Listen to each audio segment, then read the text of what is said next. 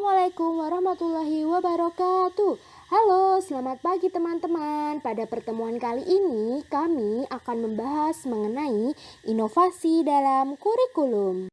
Kami dari kelompok 3 yang beranggotakan Irwan Nurkolis, Umi Habibah, Aribatun Syarifah Khairiyah, Muhammad Khairul Imam, dan Realita Firiski. Izinkan kami memulai presentasi teman-teman. Yang pertama yang akan kita bahas yaitu pengertian inovasi dalam kurikulum. Yang pertama, pengertian inovasi. Inovasi dapat diartikan sebagai sesuatu yang baru dalam situasi sosial tertentu yang digunakan untuk menjawab atau memecahkan suatu permasalahan. Dilihat dari bentuk atau wujudnya, sesuatu yang baru itu dapat berupa ide, gagasan, benda, atau mungkin tindakan.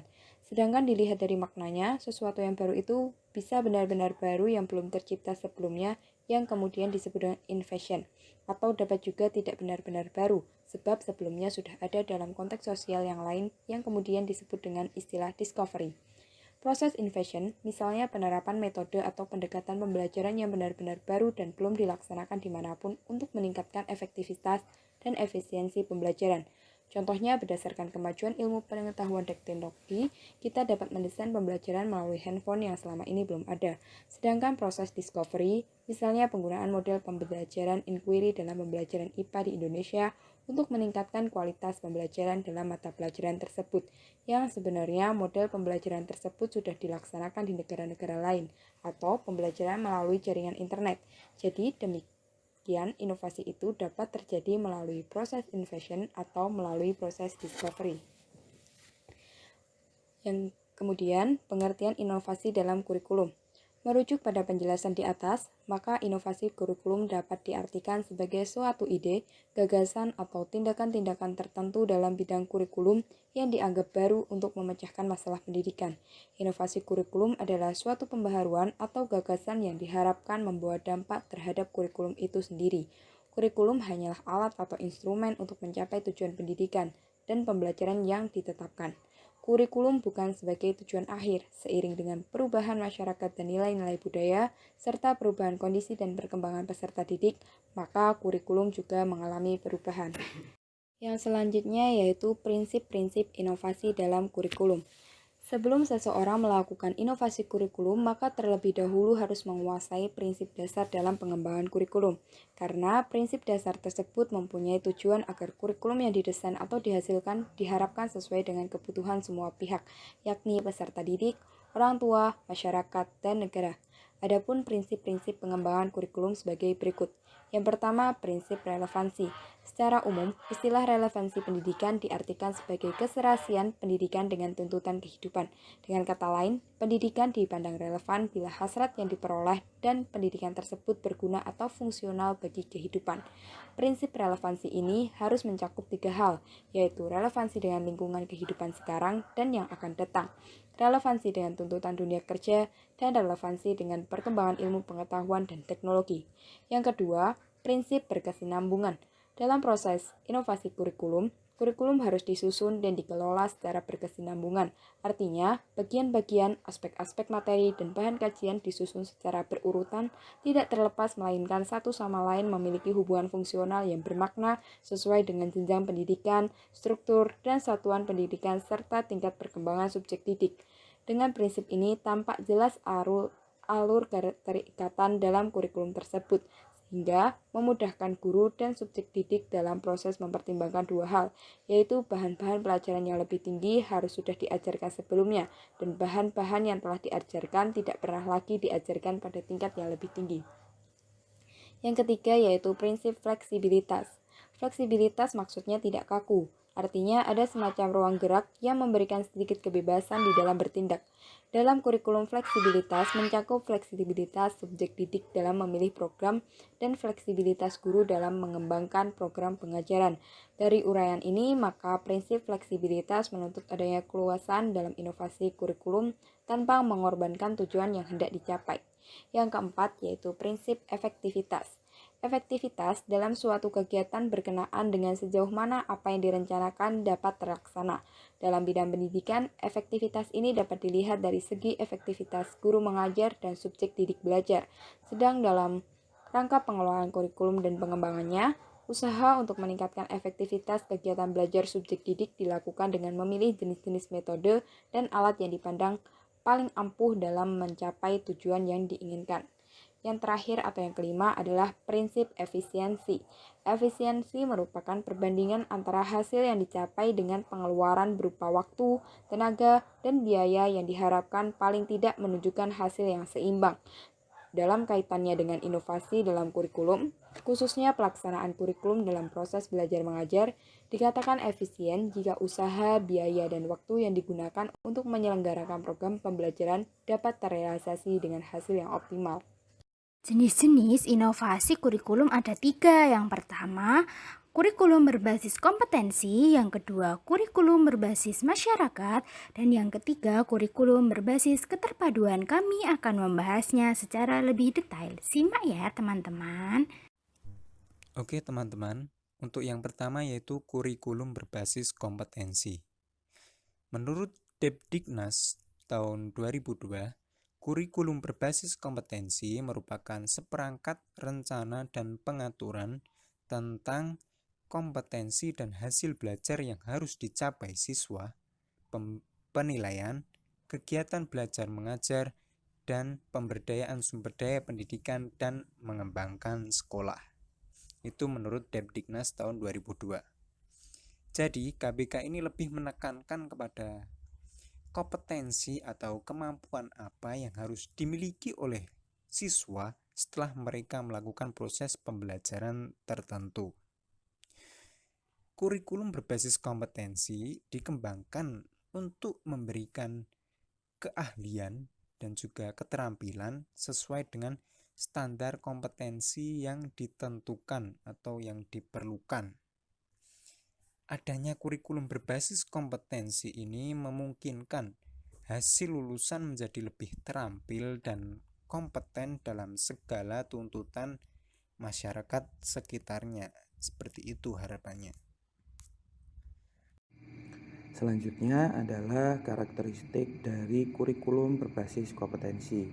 Nah, kurikulum berbasis kompetensi ini di dalamnya terdapat 2 makna tersirat. Yang pertama, kurikulum berbasis kompetensi mengharapkan adanya hasil dan dampak yang muncul dari peserta didik melalui serangkaian pengalaman belajar yang bermakna atau yang biasa kita kenal dengan meaningful learning. Pada kurikulum ini, peserta didik tidak hanya dituntut untuk memahami sejumlah konsep, namun bagaimana konsep yang dipelajari tersebut dapat berdampak pada perilaku dan pola pikir peserta didik tersebut ketika ia bertindak sehari-hari.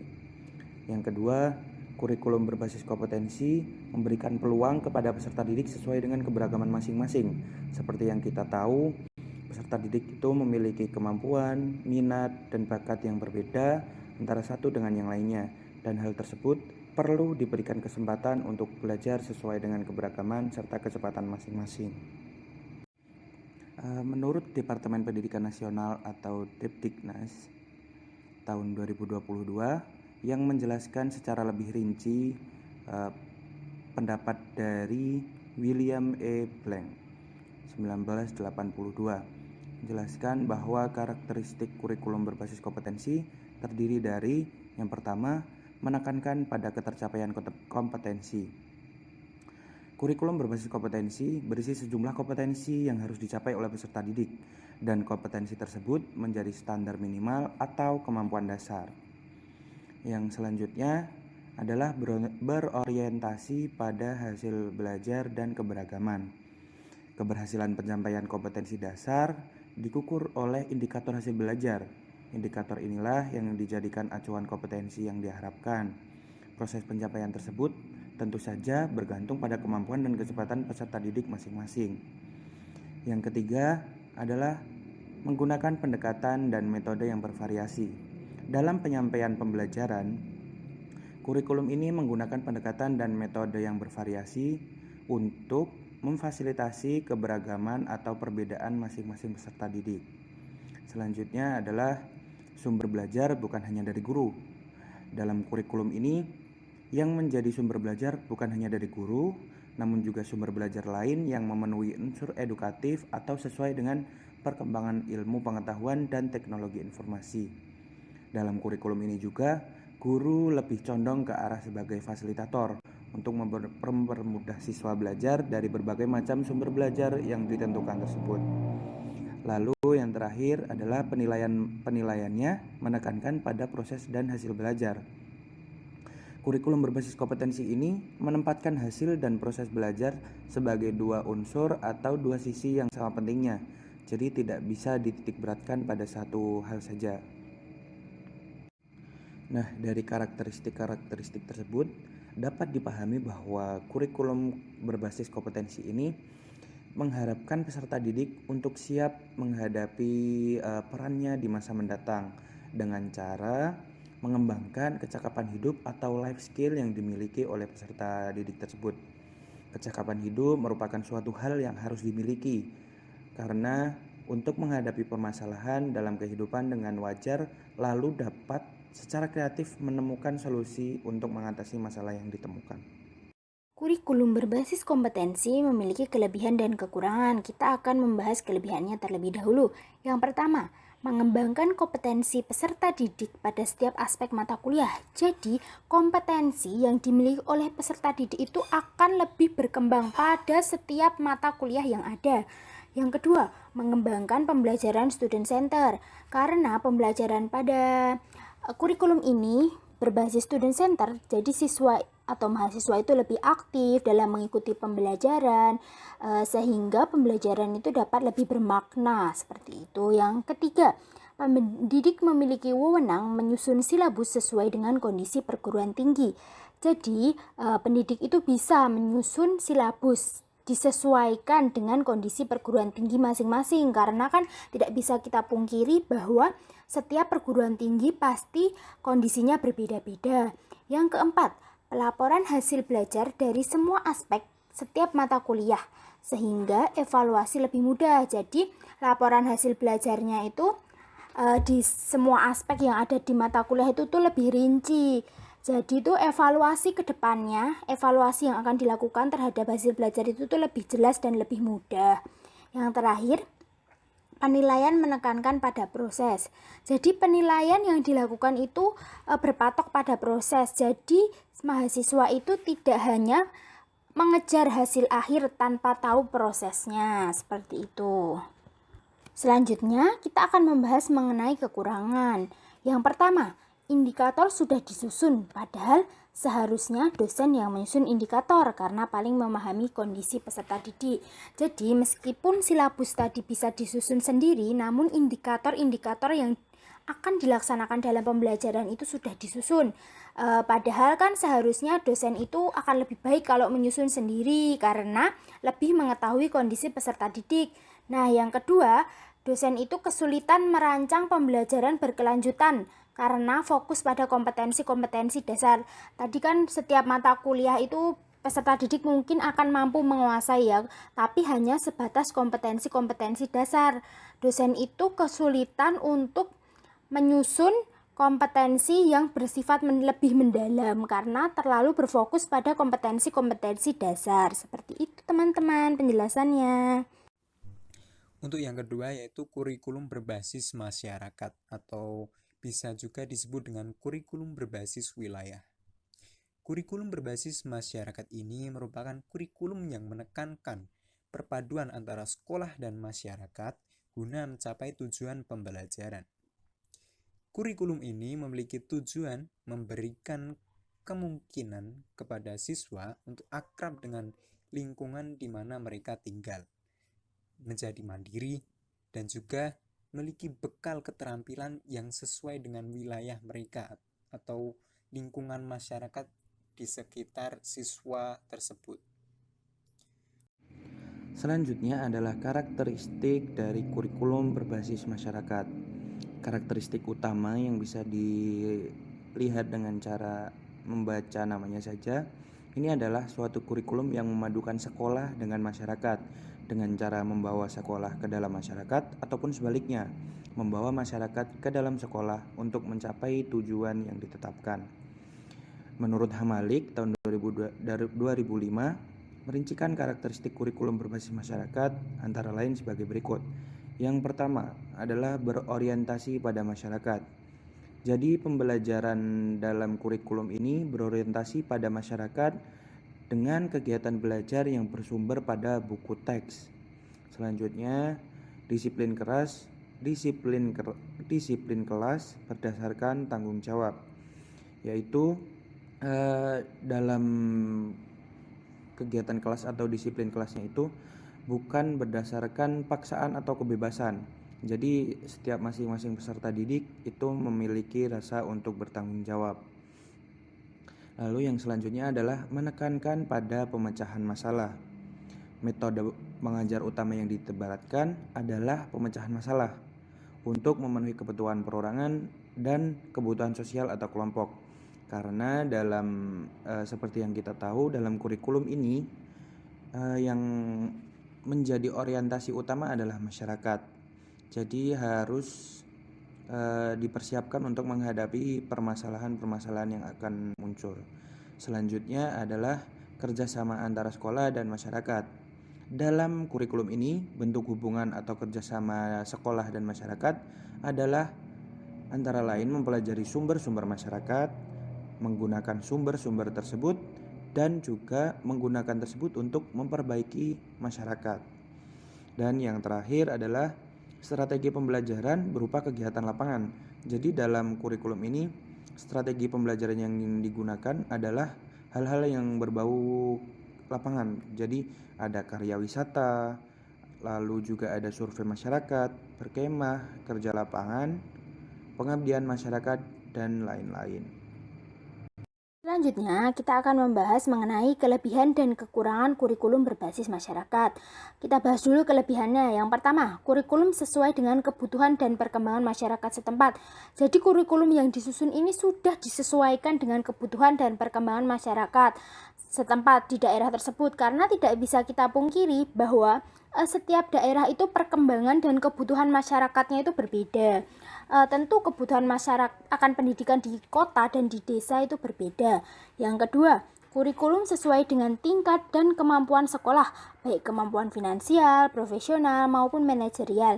Karena tidak bisa kita pungkiri bahwa kemampuan setiap sekolah itu berbeda. Ada yang bagus dari segi finansial dan juga sumber daya manusianya, dan ada juga yang kurang bagus, sehingga ini tuh disusun sehingga itu dapat lebih menyesuaikan dengan kondisi sekolah. Yang ketiga, disusun sendiri oleh guru, sehingga dalam pelaksanaannya sangat mudah. Karena guru menyusun sendiri, tentu dalam melaksanakannya tidak muncul kebingungan. Jadi pelaksanaannya itu sangat mudah atau lebih mudah daripada kurikulum yang disusun dari pusat. Yang keempat, adanya motivasi kepala sekolah dan guru kelas untuk mengembangkan diri, mencari dan menciptakan kurikulum yang sebaik-baiknya. Hal ini juga bisa terjadi karena dalam kurikulum berbasis masyarakat ini memungkinkan adanya persaingan. Jadi guru-guru dan kepala sekolah itu akan lebih terpacu untuk mengembangkan diri, seperti itu. Selanjutnya, kita akan membahas mengenai kekurangannya. Yang pertama, sistem perencanaan yang digunakan itu masih turun-temurun, sehingga mungkin akan kurang maksimal. Yang kedua, karakteristik kebutuhan belajar masyarakat yang sangat beragam, sedangkan sistem perencanaan yang dianut masih turun-temurun dan bersifat standar. Jadi itu kebutuhan masyarakatnya itu beragam, tapi karena sistem perencanaannya masih turun-temurun, nah itu tuh biasanya kurang mencakup, sehingga kebutuhan masyarakat itu mungkin kurang terakomodir dengan baik. Yang ketiga, mayoritas masyarakat memiliki pola pikir tentang kebutuhan berbentuk kebutuhan badani dan kebendaan. Jadi kurikulum berbasis masyarakat ini tuh mungkin sulit diterapkan karena masyarakat itu memiliki pola pikir yang penting itu kebutuhan badan dan kebendaan itu tuh tercukupi, seperti itu. Yang ketiga yaitu kurikulum terpadu atau integrated curriculum. Kurikulum terpadu merupakan bentuk kurikulum yang meniadakan batas-batas antara berbagai mata pelajaran dan menyajikan bahan pelajaran dalam bentuk unit. Kalau yang seperti kita ketahui bersama yaitu tema gitu ya. Jadi penyajian mata pelajaran secara tegas atau secara tersendiri-sendiri, matematika sendiri, bahasa sendiri itu dikhawatirkan akan membuat kesulitan bagi siswa karena mata pelajarannya ditampilkan secara terkotak-kotak seperti itu ya. Jadi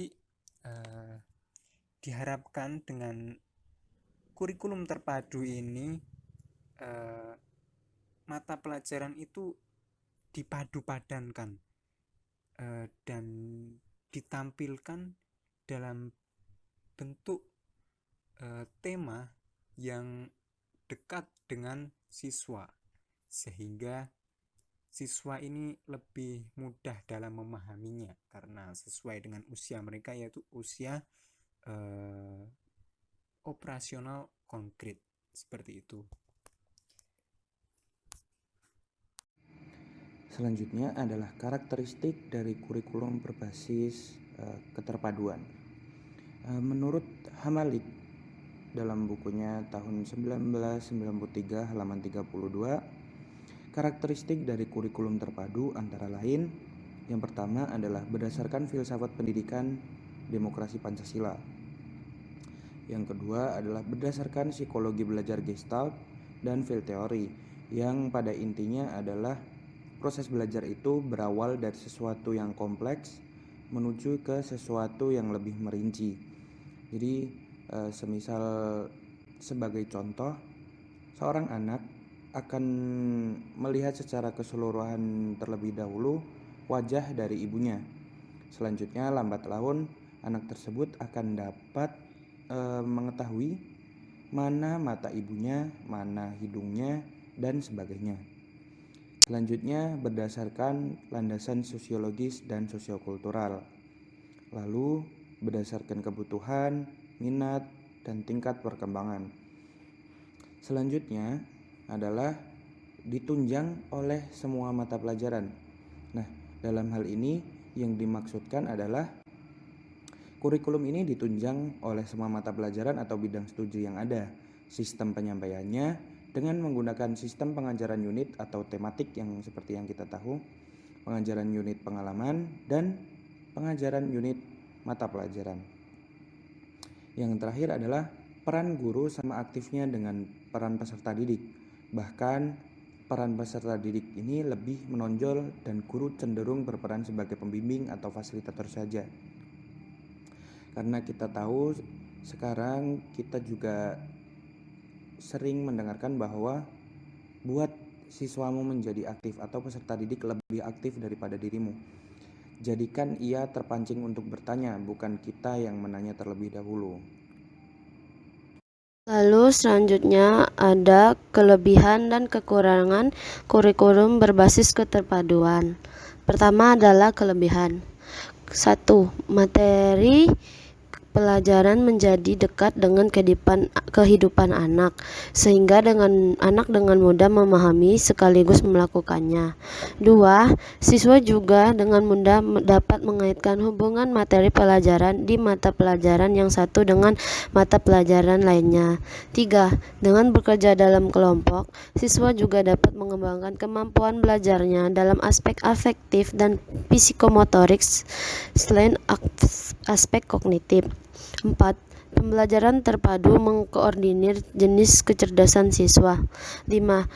Dengan pendekatan pembelajaran terpadu, guru dapat mudah menggunakan belajar siswa aktif sebagai motor pembelajaran.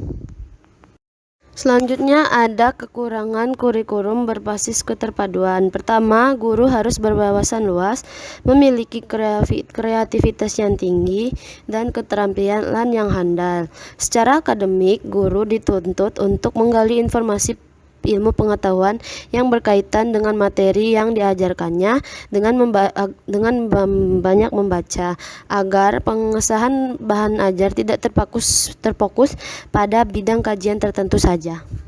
Lalu kedua, kemampuan belajar peserta didik harus lebih baik dalam hal akademik maupun kreativitas. Hal ini terjadi karena model pembelajaran terpadu menekankan pada analitik, kemampuan asosiatif, kemampuan eksploratif, dan elaboratif. Bila kondisi ini tidak dimiliki, maka penerapan model pembelajaran terpadu ini sangat sulit dilaksanakan.